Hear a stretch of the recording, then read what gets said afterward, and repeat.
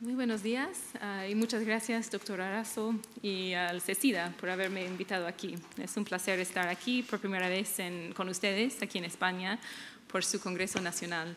Y quería empezar por felicitarles también por el trabajo que están haciendo. He estado escuchando hoy en la mañana y la verdad que están trabajando mucho, así en muchos plazos en España, y tienen mucho que enseñar a los otros países de Europa. Así que voy a tratar de llevar algunas de las cosas que he escuchado aquí cuando hablo con otros países. Yo voy a hablar sobre infecciones por VIH en ascenso en Europa y del nivel así europeo, para ver cómo está España relacionado con los otros países de Europa.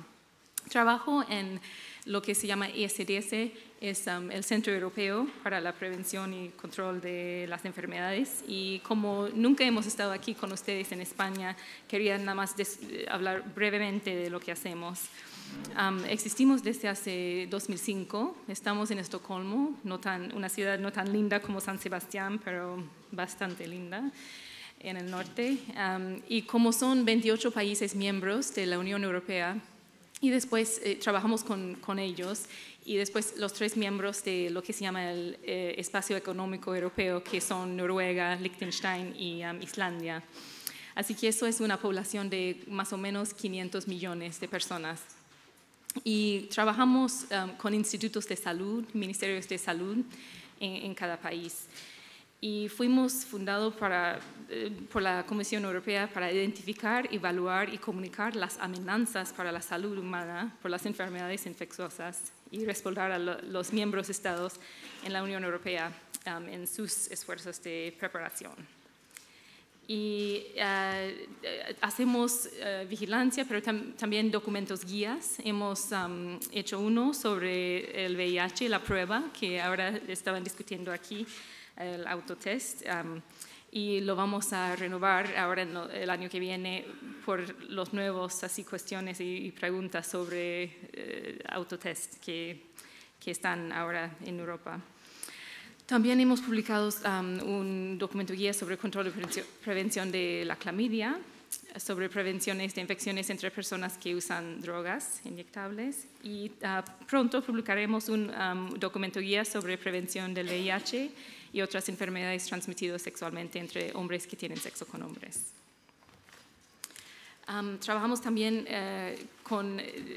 apoyamos a la Comisión Europea y los países de Europa al seguimiento de los compromisos contraídos en la Declaración de Dublín sobre la cooperación para luchar contra el VIH en Europa y en Asia Central. Y eso quiere decir que trabajamos muy cercano con ONU-SIDA, UNAIDS y la Organización Mundial de la Salud, sobre indicadores que mejor pueden dar una visión integral sobre la situación en el continente de Europa. Y esa información publicamos cada 2 años. En vigilancia, en ECDS trabajamos con 52 enfermedades y enfermedades transmisibles.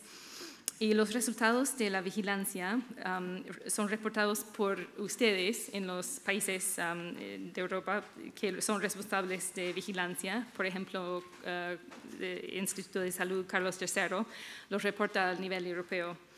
Y nosotros tenemos una base de datos común que todos los países usan. Para el VIH también colaboramos con la OMS, regional aquí en Europa, y así que tenemos vigilancia para los 53 países de toda Europa y Asia Central. Y tenemos información sobre transmisión, día de transmisión, fecha de diagnóstico, CD4 al diagnóstico y más cosas. Y cada año publicamos el informe que ven aquí antes del Día Mundial del SIDA. Así que quería hablar un poco de en qué partes de la región está aumentando el VIH, en qué grupos observamos este aumento y también cómo se puede reducir. Para hacer eso vamos a echar un vistazo a toda la región en primer lugar y para tener una idea de la situación actual, y después vemos las 3 subregiones de Europa. Este es el número acumulado de casos de VIH diagnosticados desde el comienzo de la epidemia. Y vemos que para el año 2013, que es la barra, así la última en el lado derecho aquí, que se han registrado más de 900,000 personas diagnosticadas con el VIH en Europa. Y los casos de Rusia, la Federación de Rusia, no han sido notificados oficialmente al base de datos, así que estos son estimados a unos 800,000 más de los que aparecen aquí. Los 3 subregiones que tenemos, que usamos para hablar de VIH en Europa son Europa Occidental, Europa Central y Europa del Este, y a esos voy a referir ahora. Aquí esta diapositiva ofrece una visión general del número de nuevos diagnósticos y modo de transmisión en los casos diagnosticados en 2013, en toda la región y después por subregión. Más de 136,000 casos fueron diagnosticados en la región de Europa en el 2013. De estos, más de las 3/4 partes fueron en Europa del Este, con una tasa de 41.2 casos de VIH por cada 100,000 habitantes. Muchos menos casos fueron diagnosticados en la parte central de la región, más o menos 4,000, y una tasa de 2.2. Y en la parte occidental diagnosticaron unos 27,000 casos, con una tasa de 6.3 casos por 100,000 habitantes. Los modos de transmisión difieren según la región. Por ejemplo, aquí en Europa Occidental, la mayoría de los casos reportados fueron entre los hombres que tienen sexo con hombres y entre heterosexuales. En el centro vemos que también son los mismos grupos, pero también hay una proporción de casos con el modo de transmisión desconocido. Y eso no quiere decir que nadie sabe, pero que muchos de estos son hombres y es probable que por estigma y homofobia en muchos lugares en esta parte de la región la orientación sexual no es reportada al sistema de vigilancia. En el este, cerca de 1/3 de los casos se deben al consumo de drogas intravenosas, pero la mayoría de los casos son de transmisión heterosexual. Y con mucha frecuencia estos casos fueron parejas sexuales de personas que han usado drogas, que han inyectado drogas. En general, en la región europea, en la última década, los últimos 10 años, hemos visto un ligero aumento en la tasa de casos por 100,000 habitantes. Y eso se demuestra por la línea morada en el medio. Pero en la parte occidental de la región, la línea verde, se ha producido un ligero descenso en la tasa de nuevos casos. Pero el descenso observado en 2012-2013 probablemente es debido al retraso en la notificación de casos. Aquí se va a aumentar en los años que vienen. Para los países de la parte central de la región, que es la línea azul, vemos que tienen la tasa más baja, pero también está creciendo y se ha triplicado en los últimos 10 años. Para los países en la parte del este de la región, la tasa es más alta y se ha duplicado en los últimos 10 años. Los aumentos en Europa Central y también en particular en Europa del Este suponen un gran reto para nuestros sistemas de salud pública, especialmente para los países con la mayor cantidad de casos. Y algunos de estos países vemos aquí. Este mapa muestra la situación de los casos de VIH por cada 100,000 habitantes por país diagnosticaron en 2013. Los colores más oscuros corresponden a tasas más altas. Y como había dicho antes, como Rusia no había informado los números al base de datos para el año 2013, están aquí como desaparecidos, pero sería rojo si estuvieran aquí, que tienen tasas así más altas como las de Ucrania y Estonia. Si nos concentramos en las tendencias de transmisión en los nuevos casos en Europa del Este, vemos que la transmisión heterosexual se ha reampliado el uso de drogas inyectables durante los últimos 5 años. Los casos causados por el uso de drogas intravenosas ha aumentado y luego ha disminuido, ligeramente en los últimos años, mientras la transmisión heterosexual se ha triplicado en la última década. El número de casos en el centro de Europa es mucho más bajo en general, pero vemos una tendencia al aumento en esta parte de la región. Y los casos entre personas que han usado drogas inyectables se han incrementado en la última década, igual que los casos atribuidos a la transmisión heterosexual. Pero aquí vemos que el mayor incremento es entre hombres que tienen sexo con hombres. En este grupo el número de casos es 4 veces mayor en 2013 que fue hace 10 años. Ahora vamos a dar la vuelta a la situación de la Unión Europea, que incluye todos los países de Europa Occidental y después algunos más. Y aquí vemos que de la Unión Europea habían 29.000 casos diagnosticados en 2013. La mayoría de ellos, 42%, eran en la población de HSH. El 32% de los casos se debió a transmisión heterosexual y 1/3 de estos casos fueron entre inmigrantes procedentes de países con epidemias de VIH generalizadas, sobre todo del África subsahariana. Alrededor de 5% de los casos se debió al consumo de drogas inyectables y para 20% de los casos no hubo información reportada al sistema de vigilancia sobre modo de transmisión. Cuando vemos las tendencias, se aprecian diferentes tendencias en la incidencia de nuevos casos de VIH según el modo de transmisión en la Unión Europea en los últimos 10 años. En usuarios de drogas inyectadas, la tendencia es descendente, como vemos con la línea morada. Y también vemos que ha subido un poco en el año 2012, y eso fue por brotes de VIH en Grecia y Rumanía. En heterosexuales, los casos descienden, y eso es en el grupo de personas de países con epidemias generalizadas, que ha descendido mucho, 61%, y también en los heterosexuales que no eran de estos países. El único grupo que vemos que está ascendiendo claramente es el HSH, y eso ha ascendido por 33% en los últimos 10 años. Así que cuando vemos a todas estas tendencias contrapuestas, las tasas globales en esta parte de la región son bastante estables, pero como vemos hay diferentes en los grupos. En el año 2013, la tasa de casos de VIH entre los HSH por cada 100.000 habitantes varones es mayor que la tasa en la población general en cada país de Europa. 12 países de Europa reportaron que la prevalencia de VIH fue superior al 5% entre HSH, y España es entre ellos.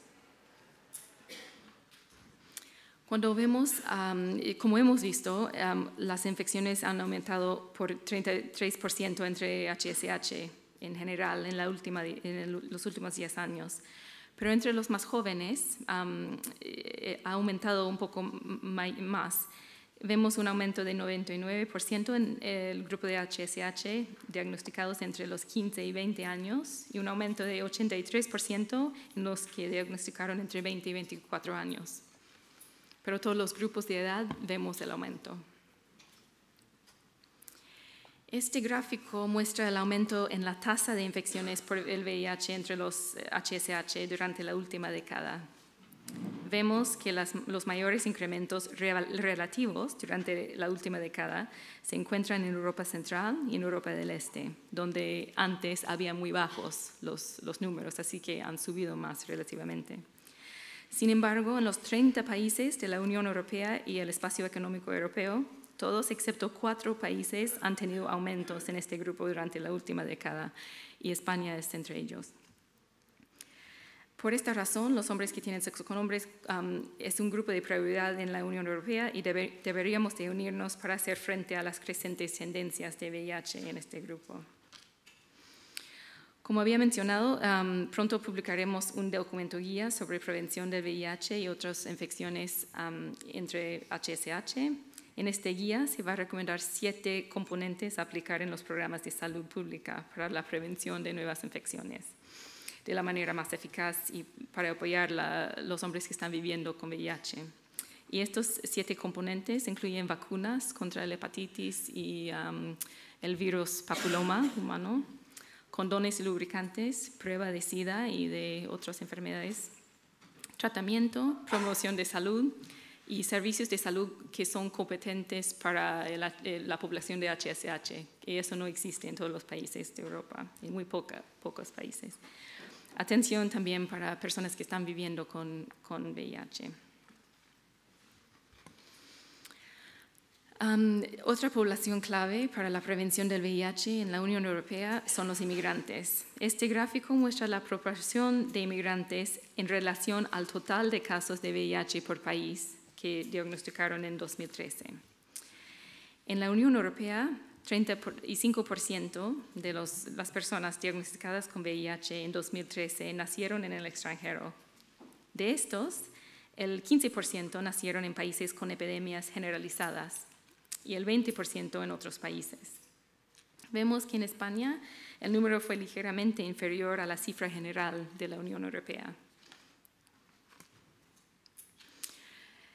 En 2013, la mitad de los nuevos casos en la región europea fueron diagnosticados tarde, aunque la proporción de personas con diagnóstico tardío ha disminuido ligeramente en los últimos 10 años. Esto sigue siendo demasiado alto en todos los subgrupos. El diagnóstico tardío es un obstáculo importante para el éxito de los programas de prevención del VIH. Vemos aquí la proporción de las personas con diagnóstico tardío y cómo difiere en la región. El diagnóstico tardío está asociado naturalmente con una mayor mortalidad y mayor probabilidad de transmisión de VIH antes de que la persona conozca su estado serológico. Algunos subgrupos, como los inmigrantes y las personas que se inyectan drogas, se diagnosticaron persistentemente más tarde que otros. Alrededor del 60% de las personas procedentes de países con epidemias generalizadas de VIH fueron diagnosticados tarde. Las cifras también fueron altas entre otros heterosexuales y personas que inyectan drogas, pero más bajas entre los HSH y los que se contagiaron por transmisión materno-infantil. Las altas tasas de diagnóstico tardío, como los que observamos entre los inmigrantes de África subsahariana, puede indicar menos acceso a la prueba de VIH. En general, en la región, los diagnósticos de SIDA no han disminuido como se esperaba. En Europa Occidental, que es otra vez la línea verde, los casos han disminuido algo en los últimos 10 años, pero eso es eclipsado por el enorme aumento de los casos de SIDA en Europa del Este que vemos con la línea marrón. Esto es en parte debido al diagnóstico tardío, sino también debido a la falta de acceso al tratamiento antirretroviral en algunos entornos. Los diagnósticos de SIDA más altos en el 2013 se dieron en Letonia, Ucrania, Georgia, pero también en Portugal y Moldavia.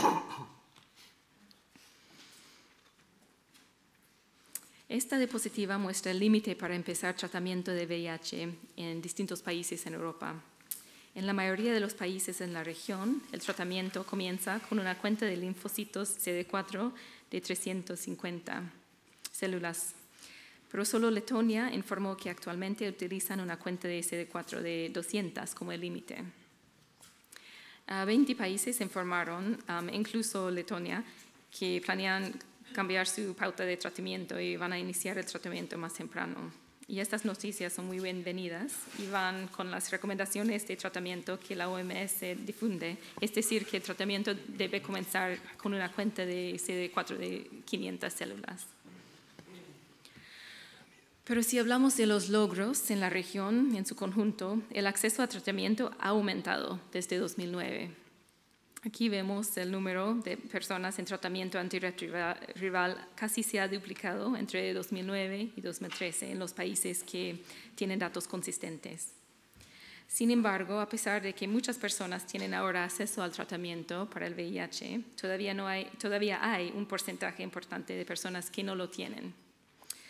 Por otra parte, en la Unión Europea, alrededor del 30% de las personas que viven con el virus no conocen su estado serológico.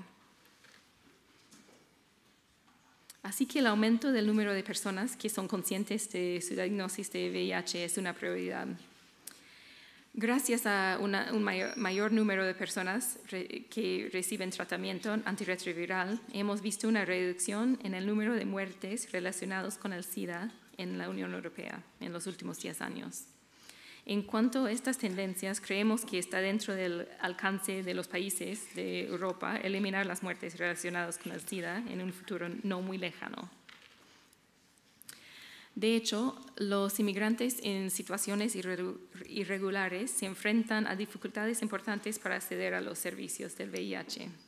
En muchos países, estos inmigrantes en situaciones irregulares solo tienen derecho a la atención médica de emergencia y, por lo tanto, no tienen acceso al tratamiento continuo del VIH. En 2004, 26 de 46 países en Europa, es decir, 57% de los países que informaron, dijeron que inmigrantes en situaciones irregulares no tenían acceso al tratamiento de VIH, atención y apoyo. Desde una perspectiva de salud pública, es importante garantizar el acceso de los servicios relacionados con el VIH, incluyendo tratamiento.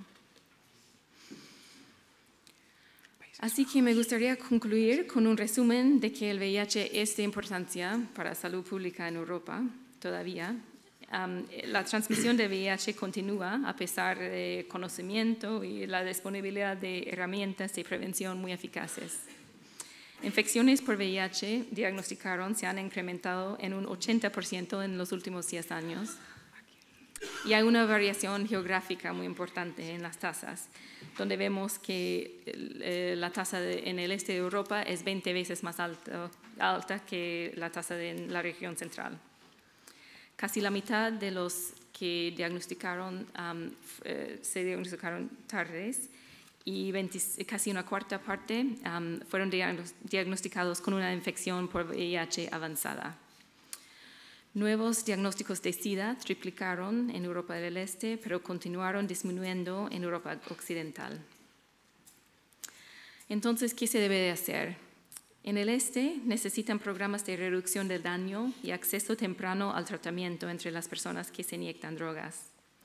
En Europa Central y en la región occidental, las interacciones para prevenir, evaluar y tratar a VIH entre los hombres que tienen sexo con hombres deben seguir siendo la prioridad. Ya es la población donde se producen la mayoría de las infecciones y donde la incidencia es más alta. También se necesita acceso a los servicios para las poblaciones inmigrantes y programas de reducción de daño deben mantenerse para prevenir brotes entre personas que usan drogas. Por último, necesitan nuevos esfuerzos para hacer la prueba de VIH más accesible. Vemos demasiadas personas con diagnóstico tardío. Además, poblaciones claves como los HSH no tienen acceso a servicios de prueba con frecuencia suficiente en muchos países de Europa. Estrategias como pruebas basadas en la comunidad y la autoprueba pueden aumentar la frecuencia de diagnóstico en los grupos que más lo necesitan. Con eso, quería agradecer a los puntos focales que tenemos, con que trabajamos en todos los países de Europa. Y aquí en España, a los colegas en el Instituto de Salud Carlos III y en el Ministerio de Sanidad. También quería reconocer a unos colegas en ECDC y también en la Oficina Mundial de la Salud. Muchas gracias por su atención.